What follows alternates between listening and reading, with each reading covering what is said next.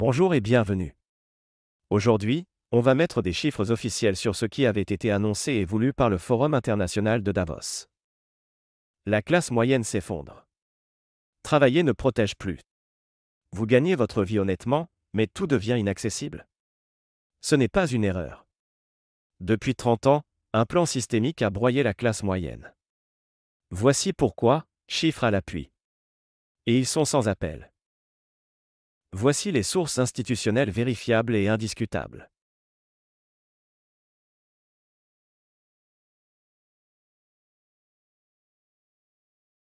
La classe moyenne regroupe les individus dont les revenus se situent entre 75% et 200% du revenu médian.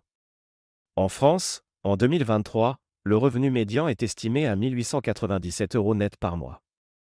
Cela correspond à une fourchette de revenus mensuels allant de 1 423 € à 3 794 € net environ. Selon l'OCDE, la classe moyenne est devenue plus étroite, plus pauvre et plus incertaine. En l'espace de 30 ans, ses conditions de vie se sont nettement dégradées.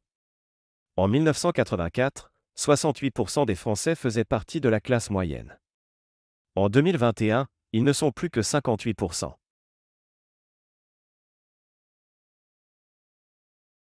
En 20 ans, les prix de l'immobilier ont explosé, plus 246%. Sur la même période, le salaire médian net n'a progressé que de 24% entre 2000 et 2023. En 2000, un cadre pouvait acheter un appartement de 70 mètres carrés à Paris avec 5 ans de salaire.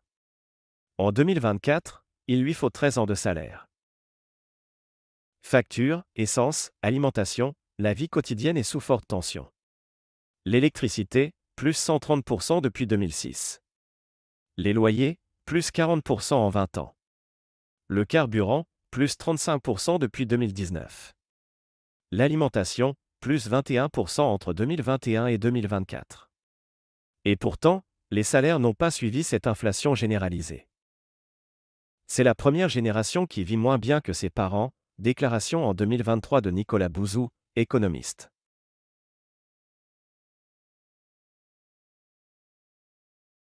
Vous ne posséderez rien, et vous serez heureux, une formule attribuée à un article du World Economic Forum en 2016, devenu symbole des peurs d'une dépossession générale au nom de la durabilité. En 2000, la dette des ménages français représentait 40% du PIB. En 2023, 66% du PIB. Aujourd'hui, plus de 60% des foyers de la classe moyenne ont au moins un crédit en cours. Le système vous vend un rêve de propriété, mais en réalité, la classe moyenne n'achète plus un logement, elle s'endette pour 25 ans. Elle devient locataire de sa banque. Déclaration de Marc Toiti, économiste. La classe moyenne consomme, donc paie la TVA, principale ressource de l'État. Total de 208 milliards d'euros en 2023. L'impôt sur le revenu ne rapporte que 82 milliards d'euros en 2023, essentiellement payé par la classe moyenne. Les grandes entreprises, elles, utilisent l'optimisation fiscale. Le doux nom de l'évasion fiscale. À côté de ça, 100 milliards d'évasion fiscale et plus de 50 milliards de fraude sociale. Et là, rien n'est fait. Ce sont les classes moyennes qui paient pour tout, les riches s'optimisent, les pauvres sont exonérés, déclaration de Vincent Drezet, syndicat solidaire finances publiques.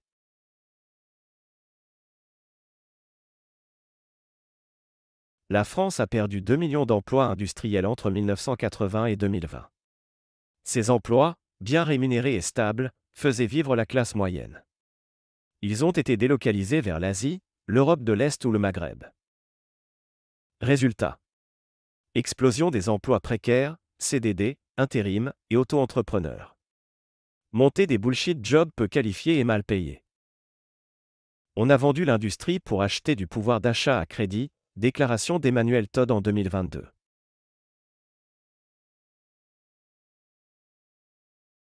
En 2022, 10% des Français détenaient 50% du patrimoine national.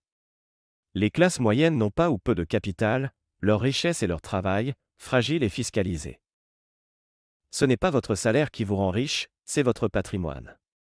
Déclaration de Thomas Piketty, enseignant-chercheur en économie.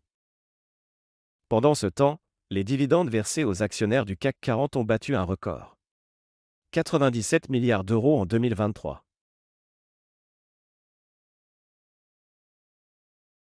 Le diplôme ne protège plus. Un cadre sur deux craint aujourd'hui un déclassement professionnel. L'ascenseur social, quant à lui, est en panne. Un enfant d'ouvrier a 4 fois moins de chances de devenir cadre qu'un enfant de cadre. La classe moyenne, c'est la nouvelle précarité. Le surendettement augmente, doucement mais sûrement. Beaucoup de familles n'arrivent plus à mettre 1 euro de côté. Et même après toute une vie de travail, la retraite ne suffit plus. Travailler ne protège plus. La classe moyenne vit sur le fil. Aujourd'hui, être dans la classe moyenne, c'est avoir peur du lendemain, déclaration de Jean-François Amadieu, sociologue. Travailler dur ne protège plus. La classe moyenne est piégée, coincée entre les dettes, une fiscalité écrasante et des promesses qu'on lui a fait croire mais qu'on n'a jamais tenues. Elle finance l'État, alimente la consommation, fait tourner l'économie, mais en retour, elle ne possède presque rien. Pas de capital, peu d'aide, aucune sécurité. Non, ce n'est pas une erreur. Ils n'ont pas détruit la classe moyenne par maladresse. Ils l'ont broyée volontairement, pour entretenir un système fondé sur l'endettement permanent, la consommation forcée et l'accumulation de richesses entre les mains d'une infime minorité. Et le plus cynique dans tout ça? C'était annoncé à Davos par le Forum économique mondial, dont Macron est un émissaire officiel. Cela fait partie du grand reset voulu par Klaus Schwab. La suite? Surveillance numérique accrue, traçage biométrique et paiement centralisé avec l'euro numérique via la BCE. Des sujets abordés dans les rapports du WEF sur l'avenir de la sécurité. L'intelligence artificielle, le transhumanisme et le contrôle climatique. Les orientations technologiques soutenues par Schwab font craindre un monde gouverné par des algorithmes et des consortiums privés sans légitimité démocratique. Certains diront, Klaus Schwab est parti. Certes, mais son remplaçant est bien plus dangereux. Est-ce que cela pourrait être encore pire pour nous? Oui, il suffit de voir ce qu'ont fait la BCE et le FMI en Espagne et en Italie. Ça aussi, c'est une réalité et ce serait la fin de la société française sous cette forme. Commentez et partagez. La vérité n'appartient pas aux élites, elle appartient à ceux qui la diffusent. Alors restons éveillés et solidaires. À bientôt!